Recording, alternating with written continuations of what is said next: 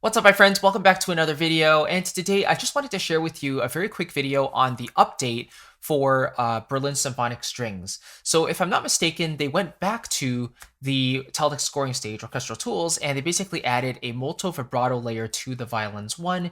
In addition to a few legato tweaks for all the instruments, they also added an additional articulation for the violins, violas, and celli, which is portato. So I think they call this the 1.5 update, and it should be available for free to existing Berlin Symphonic Strings owners. And so in today's video, I just wanted to kind of go through the legato of the different sections with you, and then maybe a couple of the additional articulations in case you're maybe a little bit less familiar with this library. But essentially, it's like a larger ensemble version of the traditional Berlin strings, which is their flagship string library. So think of Berlin Symphonic Strings as kind of an add-on, but it has the larger ensembles for that fuller symphonic sound. So before we really dive into the patches themselves, in case you don't have my sample library buyer's guide, I want to give it to you absolutely free. And this is where I include all of my personal recommendations for sample libraries in a variety of applications, not only just for the orchestra like strings, winds, brass, and percussion, but also jazz libraries, ethnic libraries, some piano libraries, and so on and so forth. Super comprehensive, and it's helped a lot of my students out so far. So I want to give that to you as well in case you don't have it. You can click the first link in the box below to grab it, and it's my gift to you for watching this video today. So let's kind of dive in. Let's start with the Violins 1. And let me show you here in terms of the mixer window. This is what I've pulled up. Again, I've shown each of the different sections, but in terms of the mic positions, I've really only downloaded the leader mic and the tree mic. So for the Violins 1 and the celli, I'll show you kind of how that sounds together, and then maybe also the individual mics as well. But let's kind of start with the Violins 1. I'm just going to play the tree mic first, and then I'm going to show you what the leader mic sounds like, and then we'll see how they sound combined as well. So here's the Violins 1 for Berlin Symphonic Strings.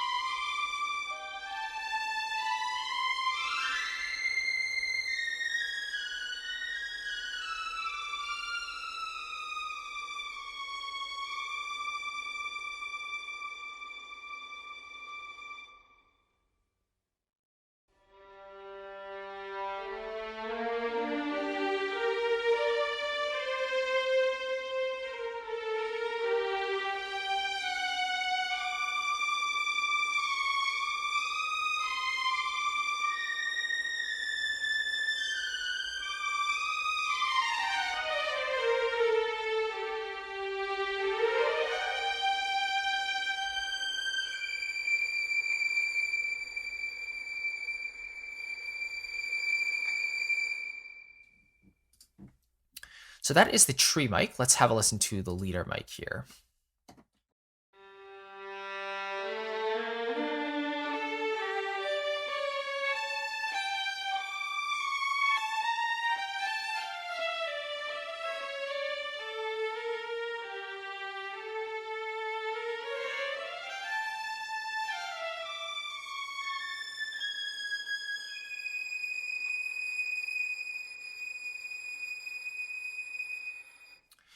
So you probably wouldn't want to use that mic on its own as a solo instrument. It was probably mic'd up really, really close to the instrument just to capture the instrument on its own with the rest of the ensemble playing at the same time, but really just focused on that one leader player.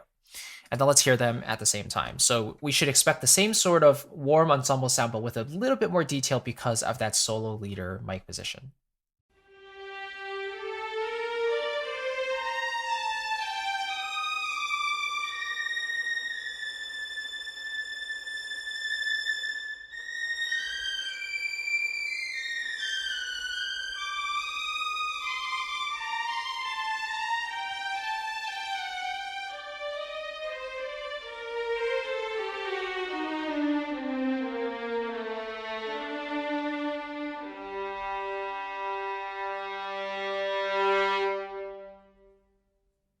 All right, so great sound as usual, as we would come to expect from OT, and the legato is relatively smooth. And I believe the legato is adaptive, which just means that if you play faster, you can trigger the rapid legato, and then for the slower playing, they trigger the melodic legato, which naturally has longer transitions and so on.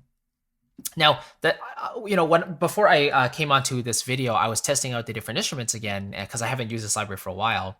And I still feel like I love the Celli the most because they have that almost slurred transition into some of the notes, depending on kind of how you're playing. And I still feel like the Violins one could have that, that bit of juiciness in the legato transitions just a little bit more. So I really want to hear some more of those slides into some of those notes. Maybe even if it's just had, a higher velocity, that would be really nice. But yeah, kind of similar to Berlin strings where you have almost those portamento transitions, like those big slurs. I think it was when you press really hard on the keyboard.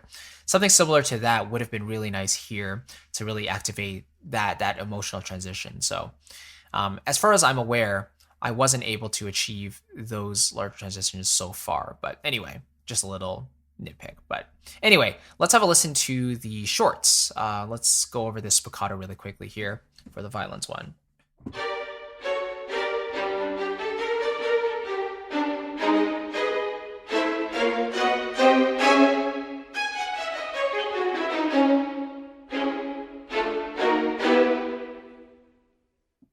So yeah, very biting, very short, and typically what you would come to expect. But you get that really beautiful natural sound from the scoring stage, which, you really don't need to add any external reverb to this, to be honest. And that's just the tree mic, right? So let's have a listen to Violins 2 now, the legato for that as well.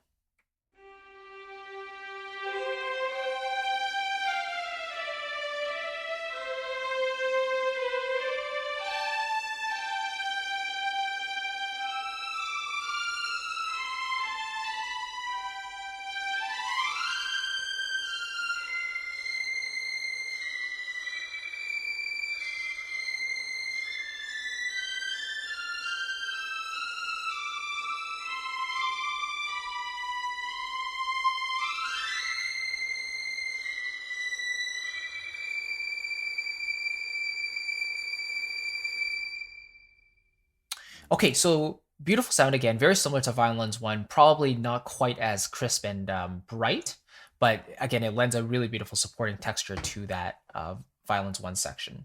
Now, one quick little bug I noticed here is, especially near the very top of the range, if I'm transitioning, for example, let's say from a B to the C, you get that slight bit of a harmonic sound almost. It's like, here, have a listen. So I play the B, and then here's a C, and then it eases into the full symphonic string sound. But just for that split second, you get that really light wispy sound, and I think that would be a bug. I don't think that's intentional. So that might be something to look into. So let's try a B to a D.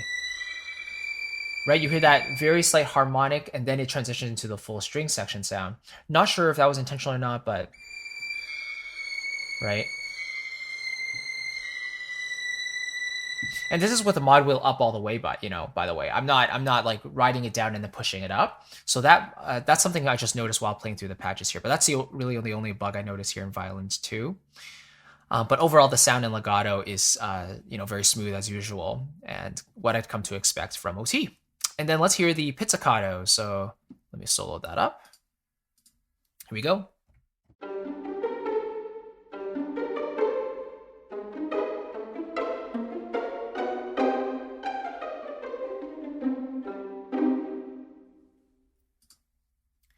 All right, let's finish things off here with the other sections, violas, celli, and basses, and we'll just go through the legato here. So here's the violas.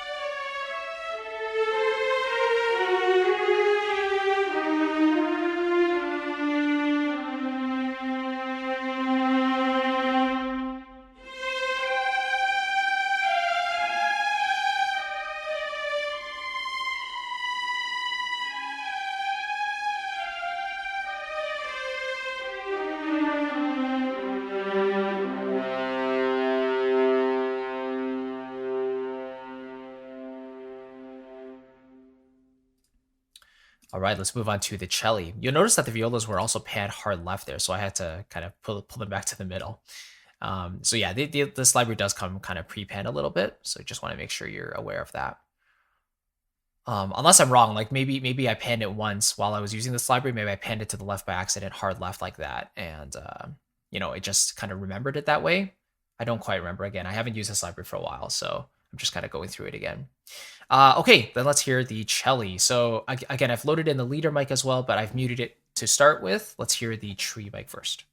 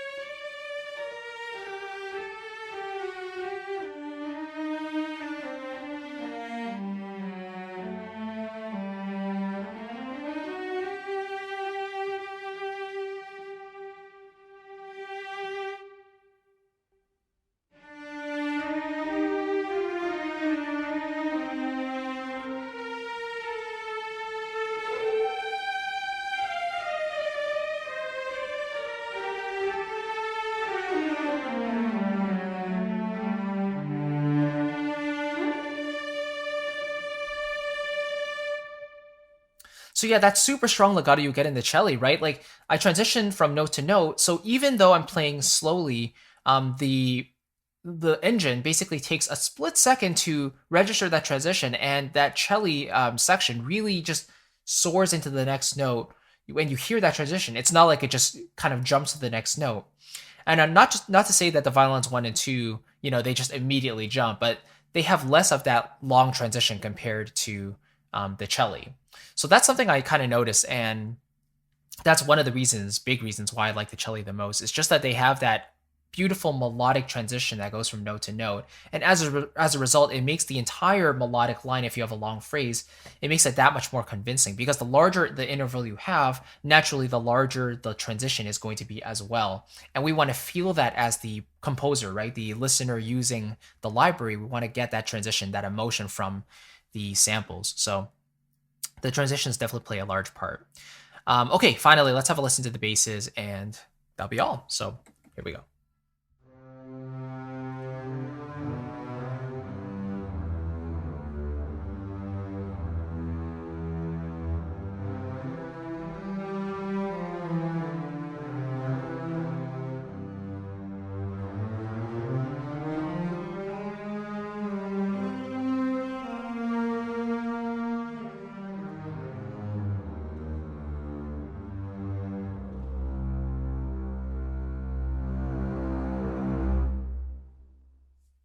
So yeah, the overall library has this really warm and creamy tone for all the instruments, and I think that's quite a signature contrast to the original Berlin strings. Like the original Berlin strings had this brighter, almost bordering on harsh tonality, and that's something you may like or may not like. But I think especially if you layer both of these libraries together, like if you play Berlin Symphonic Strings, you use the tree mic, and then you're like, well, it sounds a bit too dark, a bit too creamy. I want something to kind of brighten it up a little bit.